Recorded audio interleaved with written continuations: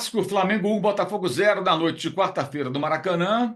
Rendeu muito mais pelo que aconteceu sem envolver a bola rolando e muito mais por jogadas ríspidas, expulsões não acontecidas, né? Não decididas, não definidas pela arbitragem muito fraca e briga no final, enfim. Aí sim, cartões vermelhos, justos, injustos, enfim. Muito pano para manga deu o jogo e isso é um reflexo de uma rivalidade que voltou a se acirrar.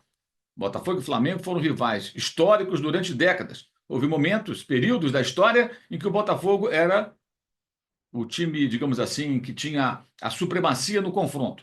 Vencia a maioria das vezes, chamava o Flamengo de freguês, aplicou goleada histórica, venceu o final com Garrincha brilhando, entre os anos 60 e o começo dos anos 70. Isso muda na era Zico. O Flamengo consegue depois virar esse jogo e passa a ter mais vitórias no confronto direto do que o Botafogo, mas depois de um longo período em que o Flamengo teve muito mais vitórias do que derrotas diante desse rival, o Botafogo conquistou no ano passado os dois títulos mais importantes, a Copa Libertadores da América e a Série A do Campeonato Brasileiro, derrotando o Flamengo duas vezes e aplicando uma goleada, 4-1, e a outra vitória foi por 2-0, placar agregado de 6-1. E o Flamengo começa a mudar um pouco essa história em 2025, com reações um tanto quanto exageradas, chapa quente. Já dá para imaginar que os futuros confrontos entre essas duas equipes não serão tranquilos. E vamos falar sobre isso neste vídeo que tem o patrocínio da Insider, que é a marca dessa camiseta que eu estou usando. Ó. E os produtos da Insider, cara, são especiais, não desbotam, você não precisa passar, e além disso, anti-odor. Eu sou um fanático por camisetas em geral, não só essas de futebol, tenho várias aqui, mas camisetas de todos os tipos, né? Quem me acompanha, eu acho que já percebeu isso. E essas da Insider são de fato especiais, são confortáveis, leves, como todas as peças de roupa da marca, e ao contrário daquelas que amarrotam, né? Elas desamassam, as da Insider desamassam no seu corpo, né? E tem 2 anos de garantia contra o desbotamento. Olha só que é um ponto bem importante. Na Insider, você encontra dos tamanhos P aos XXGG, para homens e mulheres, tá? Então comece o ano com as melhores roupas do mercado. Acesse o link na descrição do vídeo ou esse QR Code que está na sua tela e vá até a Insider Store. Lá, utilizando o meu cupom, que é Mauro César, tudo junto com Z, tá? Mauro César com Z, tudo junto, você vai desbloquear um desconto especial, tá? Na compra dos produtos da Insider, é claro. Então, acesse o link na descrição do vídeo ou o QR Code na tela. Não esqueça o cupom Mauro César com Z e dê uma navegada, você vai ver muita coisa bacana por lá. A Insider é parceira do youtube.com/Mauro César. Gente, nós vimos nesse jogo entre o Flamengo e o Botafogo uma partida que o Flamengo foi dominante na maior parte do tempo. No primeiro tempo, o Botafogo só dava chutão, era só bola longa, não conseguia sair jogando. Funcionou muito a ideia do time pressionante, como diz o Felipe Luiz, ocupando o campo do adversário, pressionando a saída de bola do oponente, e o Botafogo não conseguia sair jogando. O Flamengo teve uma chance muito clara com o Juninho logo no primeiro minuto. Aliás, o capítulo à parte, não se trata de dizer que o jogador não serve, mas o Juninho tem que aproveitar essas chances. É um jogador que vem de um centro menor, vem do futebol do Azerbaijão, não foi barato, 5 milhões de euros não é uma quantia desprezível, convenhamos, né? E ele precisa aproveitar essas oportunidades. Um gol num clássico, um gol diante do campeão brasileiro da Libertadores, logo no primeiro minuto, seria extremamente importante para ele. Não finalizou bem. Chutou, o goleiro John abriu ali a perna, fez a defesa. Eu diria que para um goleiro do nível do John nem foi tão difícil defender aquela bola. Faltou recurso para dar uma cavadinha, tirar do goleiro, ameaçar bater, tocar no canto. Aquelas coisas que a gente vê um centroavante com mais recursos fazendo. O Pedro poderia fazer isso, por exemplo? Poderia. Não estou querendo aqui que o Juninho tenha o nível do Pedro. São diferentes jogadores, é claro. Mas essa chance tem que aproveitar. Eu acho que ele tem que se cobrar, treinar, se concentrar, manter a calma na hora, porque quando surge uma oportunidade dessa, ele precisa aproveitar, porque vai ser importante até para a sua afirmação do Flamengo, ganhar a confiança da torcida, dos companheiros, do treinador e tudo mais. Mas, enfim, esse é só um breve parêntese, né? Mas o Flamengo dominou o primeiro tempo completamente, poderia ter feito 1-0 logo no primeiro minuto, teve mais volume, mais oportunidades, mas não conseguiu furar a defesa botafoguense. O Botafogo praticamente não ameaçava, os três homens mais à frente ficaram muito isolados, o Igor Jesus, o Savarino e o Matheus Martins, não conseguiam dar sequência à jogada, Savarino muito fora do jogo, porque o time praticamente tinha os três homens na frente, voltava muito pouco, e o pessoal ali atrás se virando diante de uma pressão do Flamengo que durou boa parte da primeira etapa. E aí o Flamengo faz o gol no segundo tempo, quando o Botafogo já tinha melhorado no final da primeira etapa um pouco e estava melhor no segundo tempo. O jogo era do mínimo pau a pau. Quando o Flamengo faz o gol, numa bola parada, jogada muito bem tramada, muito bem ensaiada. Aliás, no capítulo à parte, a atuação da dupla de zaga, Danilo e o Léo Ortiz, né? Evidentemente, o Danilo vai brigar por posição ali. O Léo Pereira, eu diria que hoje é o jogador que fica mais ameaçado, mas todos vão jogar. É muito jogo, gente, é muita sequência de jogo. É importante que dá para combinar entre os três. Dá para jogar Léo Pereira na esquerda, com Danilo na direita, dá para jogar Danilo na esquerda com Ortiz na direita, como foi nesse clássico. Você tem aí todas as possibilidades. E os dois Léo, como vinham jogando.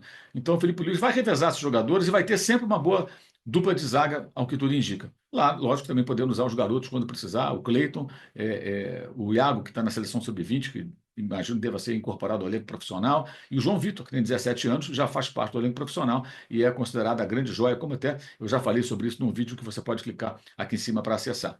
Então,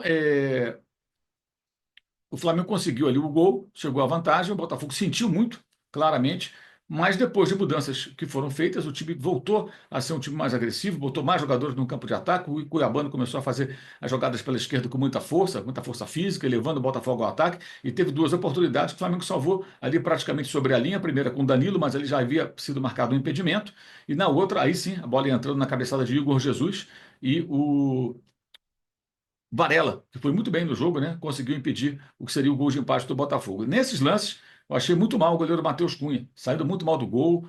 Ele cometeu alguns erros. É um goleiro que, de fato, ainda não inspira a confiança necessária para ser um goleiro do Flamengo. Embora já tenha tido tantas oportunidades, foi até titular durante um bom tempo, bom período, né? Na temporada retrasada, sob o comando do Jorge Sampaoli. Mas, enfim, o Flamengo dominou mais o jogo. Poderia ter empatado o Botafogo, trabalhou para isso, mas acho que o placar, pelo volume maior do Flamengo no primeiro tempo, acabou sendo um placar bem razoável, mas não foi uma supremacia muito grande. No entanto, o Flamengo misto, né? Com jogadores voltando de lesão, jogadores que têm potencial para voltar ao time titular, mas não estão nas melhores condições. Cebolinha, Luiz Araújo, que dessa vez jogou o tempo inteiro, jogou uma boa partida em diferentes funções, jogando por dentro, jogando pela ponta esquerda, jogando por dentro novamente, enfim, meia direita, meia esquerda, ponta esquerda. Ele é muito versátil, o Felipe Luiz está utilizando muito isso, ainda com o Tite, várias vezes o Luiz Araújo jogou como meia pela direita por dentro, com o corredor ficando aberto para o Wesley, como foi dessa vez, e fez uma boa partida, né? O Cebolinha voltando, o Arrascaeta voltando. Então foi um Flamengo misto com alguns jogadores como Pulgar e Gerson que vieram do banco no segundo tempo. Então, esse é um detalhe que tem que ser registrado, como também o fato do Botafogo ter problemas, não ter um técnico ainda, não é o Botafogo que deverá ser, se for ao mercado, contratar mais alguns jogadores, se tiver aí um novo bom treinador, poderá ser um time mais forte no decorrer da temporada. O Botafogo competiu dessa vez, ao contrário do que aconteceu em Belém, quando foi totalmente dominado pelo Flamengo na Supercopa, disputada 10 dias antes. Mas foi a segunda vitória do Flamengo sobre o Botafogo em 10 dias, dia 2 e dia 12. Isso não deixa de ser relevante, né? É importante frisar. Agora, é bom também lembrar que a confusão que aconteceu no final do jogo, ela tem um protagonista inicial. Outros acabam participando, também estão errados, evidentemente. Todos que se envolveram na briga não estão certos. A gente não pode aqui defender porradaria no futebol, o jogador se agredindo, é evidente que não. Mas o Barbosa é um jogador de muita imposição física, é um bom zagueiro, né? Acho até que até me surpreendeu do início do Botafogo para o que foi no ano passado, né? É um jogador que não tem tanta habilidade, às vezes hesita um pouco, mas ele arrisca uns passos mais longos, às vezes até bem. Ele tem posição fixa, bom posicionamento, rápido, mas às vezes ele quer ser muito o xerifão da zaga, né? Num modelo um pouco ultrapassado no futebol. Esse tipo de coisa hoje em dia não se tolera muito, não. E você vê aí, ó, por exemplo, a contusão do Juninho. O Juninho sai machucado com 12 minutos e é justamente depois de uma disputa de bola com ele. Ele entra no jogador do Flamengo, né? E mais adiante, né, nós vimos a confusão que se formou, né? Na porradaria total. E antes até, você vê aí o lance do Wesley. Olha o que acontece. O Wesley tenta uma carretilha em cima do Cuiabano, não consegue, e depois chega o Barbosa atropelando o jogador do Flamengo. Teve torcedor pedindo até que fosse marcado pênalti. Eu não marcaria. Aliás, poderia até dar um cartão vermelho para o Barbosa no tempo normal pelo conjunto da obra.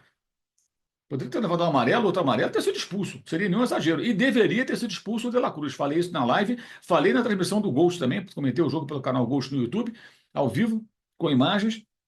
E falei, De La Cruz era para ser expulso. Até acho que o Felipe Luiz demorou a colocar a tirar o De La Cruz, que poderia ter tomado um outro cartão vermelho no segundo tempo se o árbitro voltasse com aquela ideia, cometia um erro. Isso acontece. Até porque o árbitro no intervalo, ele pode acessar o WhatsApp, ele pode se comunicar com outras pessoas, alguém pode alertar, cara, você errou aqui, o VAR não te chamou. E aí, se o cara fica com aquela ideia do subconsciente, qualquer bobagem, o cara pode tomar um cartão e ser expulso.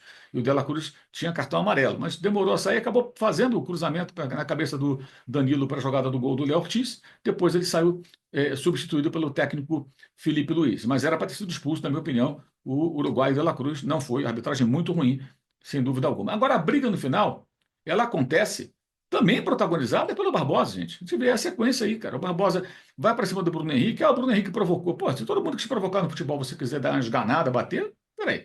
Isso faz parte do jogo. Um provoca o outro. O Botafogo provocou muito o Flamengo nas vitórias que obteve no ano passado, e é normal, pertence ao futebol, como diria o filósofo, e isso tem que ser tolerado. Não dá para querer brigar por conta disso, sair na mão por conta disso.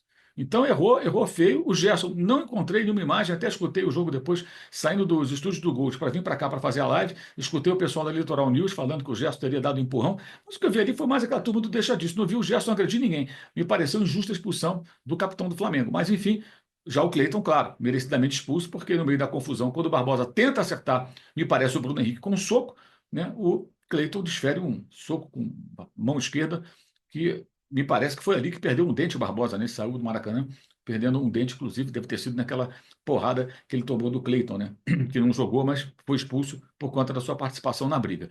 E aí teve o Alex Telles muito nervoso, o pessoal da Litoral News até relatava que ele foi atingido, né, mas por um próprio companheiro no meio daquela confusão. Enfim, lamentável, não é para acontecer isso, mas próximo jogo, Flamengo e Botafogo, vai ter que ter um árbitro muito severo, muito atento, para justamente conseguir, o árbitro bom, para controlar os ânimos. Isso pode acontecer até no Campeonato Carioca, no cruzamento semifinal final. Essa possibilidade, evidentemente, ainda existe. O Botafogo briga pela classificação, o Flamengo está virtualmente classificado, né, está muito próximo da vaga. E agora lidera, inclusive, essa fase de classificação, que é a Taça Guanabara, né?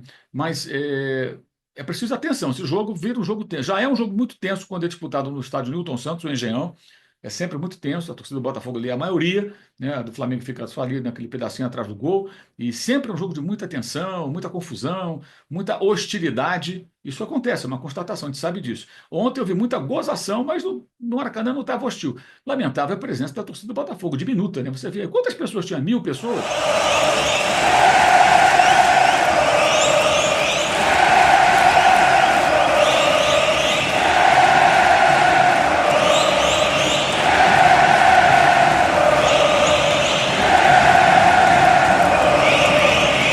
Grava esse vídeo antes da divulgação do borderô do jogo pela Federação do Rio de Janeiro. No borderô a gente consegue ver quantos ingressos foram vendidos no setor sul, que foi destinado à torcida do Botafogo.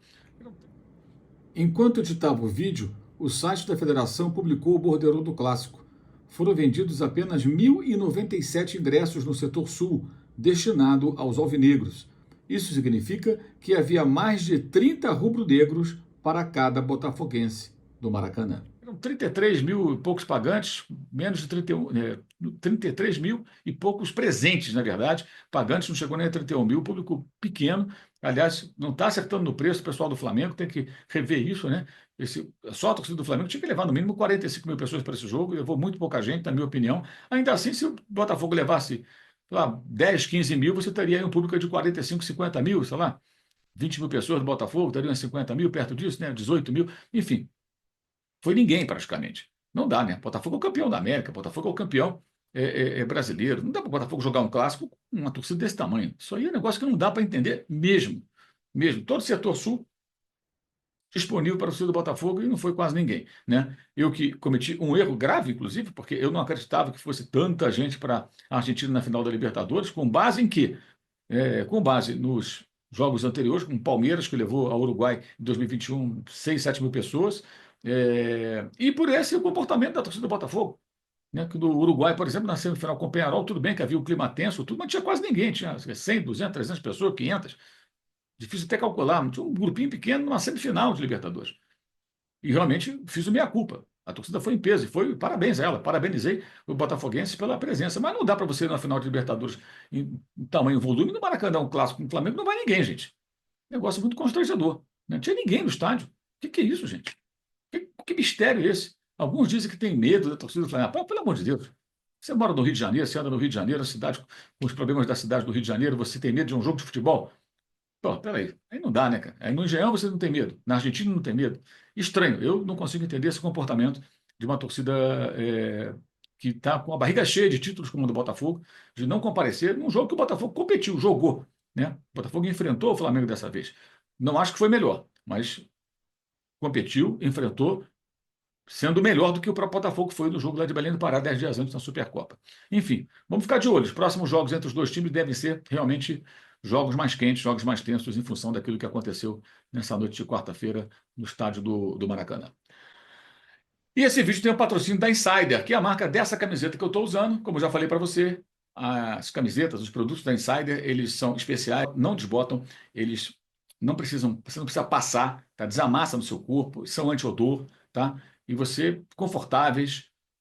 Todas as peças de roupa da Insider têm essa característica, tá? E você pode adquiri-las acessando o link na descrição do vídeo, QR Code na tela, tamanhos do P ao XXGG para homens e para mulheres, e você assim começa o ano com as melhores roupas do mercado, e utilizando o cupom Mauro César com Z, tudo junto, Mauro César com Z, você vai desbloquear um desconto bacana na compra dos produtos da Insider, tá? A Insider que é parceira do youtube.com/Mauro César, e está com a gente mais uma vez. Eu quero já alertar vocês para a live de sábado, né? O jogo entre o Flamengo e o Vasco vai ser 15 para as 10 da noite, 9h45, 21h45. Então, lá para meia-noite, mais ou menos, estaremos chegando aqui com mais uma live depois de um clássico do Campeonato Carioca. Eu conto com a sua audiência, evidentemente. Também quero convidá-lo a participar do Clube de Vantagens da S1 Live. Clube de Vantagens da S1 Live. Concorra a bolões e sorteios de camisas oficiais por apenas R$ 9,90 por mês. Participando do Clube de Vantagens da S1 Live, você sabe, pode participar do bolão e faturar com bolão. Pode participar também do sorteio de uma camisa oficial, que é semanal, toda segunda-feira, durante o programa Na Área. Na Área é segundas e sextas às 11 da manhã, e na edição de segunda, no finalzinho, lá para meio-dia e meia, tem um sorteio de uma camisa oficial à sua escolha, do time ou seleção que você escolher, se você for sorteado, mas o sorteio acontece entre os integrantes do Clube de Vantagens da S1 Live. Você tem que acessar o link na descrição do vídeo para entrar para o Clube de Vantagens da S1 Live, tá? E também, claro, aproveitar para fazer a inscrição no canal S1 Live no YouTube. Todo dia tem conteúdo para você. Acompanhe, você vai gostar. E segunda e sexta eu estou lá às 11 da manhã com a Lambi Band e André Rocha no Na Área. Tá legal? Beleza. Também destacando aqui os links na descrição do vídeo para o canal de cortes, para o clube de membros, para o curso online de jornalismo esportivo, para o meu blog no All Sport e também para, lembrando a você, live lá para meia-noite, mais ou menos, nesse sábado, depois do jogo entre o Flamengo e o Vasco pelo Campeonato Estadual do Rio de Janeiro. Saudações.